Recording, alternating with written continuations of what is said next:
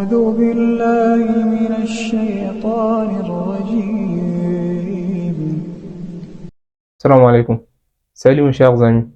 Aujourd'hui nous apprenons quelques interventions concernant la comparaison interreligieuse, c'est-à-dire c'est quoi la doctrine de la Trinité ou la doctrine de la rédemption ou les péchés originels ou dimension ou la doctrine de l'incarnation et d'autres termes. Dans le christianisme, en ce qui concerne la Bible, dans l'islam on a le Saint-Coran. Mais tandis que dans le christianisme, la Bible constitue des livres, des chapitres et des versets. Donc, la Bible se constitue de l'Ancien Testament et Nouveau Testament. L'Ancien Testament, c'est tous les livres qui s'étaient révélés avant Jésus. Et le Nouveau Testament, c'est l'Évangile. Mais comme les chrétiens prétendent que c'est l'Évangile de nos jours, c'est l'Évangile qui s'était révélé pour Jésus, mais ce n'est pas le cas. Parce que Dieu dit dans le Saint-Coran, وَوَيْلٌ لِلَّذِينَ يَكْتُبُونَ الْكِتَابَ بِأَيْدِيهِمْ ثُمَّ يَقُولُونَ هَذَا مِنْ عِندِ اللَّهِ لِيَشْتَرُوا بِهِ ثَمَنًا قَلِيلًا وَوَيْلٌ لَهُم مِّمَّا كَتَبَتْ أَيْدِيهِمْ وَوَيْلٌ لَهُم مِّمَّا يَكْسِبُونَ. Donc, les chrétiens ou les juifs, ils ont falsifié leurs livres. Et nous prenons ça, Inch'Allah, dans le futur. Et encore, on a d'autres termes, comme la doctrine de la rédemption, c'est-à-dire Jésus est crucifié dans le croix pour nos péchés. Et d'autres termes, la doctrine de la Trinité. Dans le christianisme, les chrétiens prétendent que Dieu se manifeste dans trois identités différentes et en même temps sont un. On a Dieu le Père, Dieu le Fils et Dieu le Saint-Esprit. Encore, on a la doctrine de l'incarnation.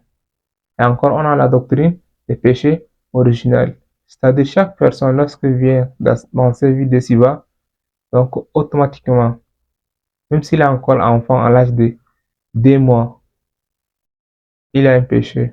Parce qu'il a hérité ce péché de leurs grands-parents, c'est-à-dire Adam et Ève.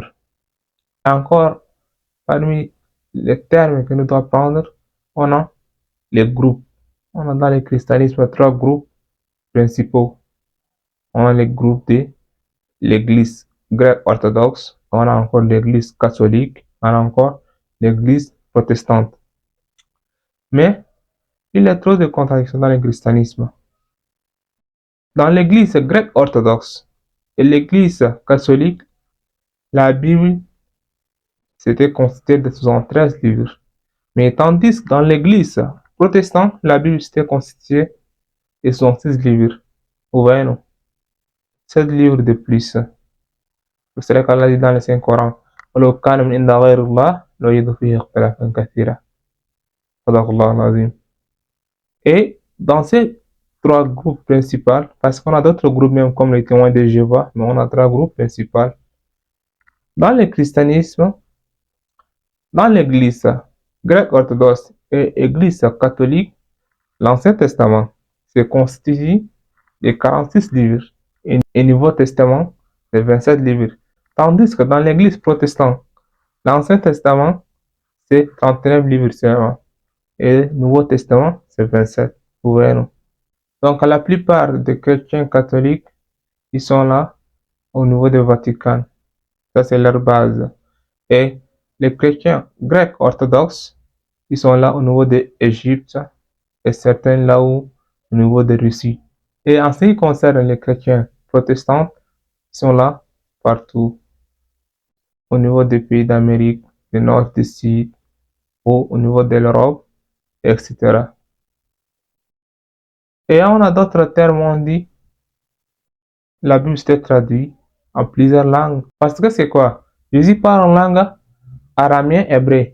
Mais après Jésus, pour la première fois, les gens ont écrit la Bible sur l'an 70 en 125 sur l'air chrétien par en langue grecque.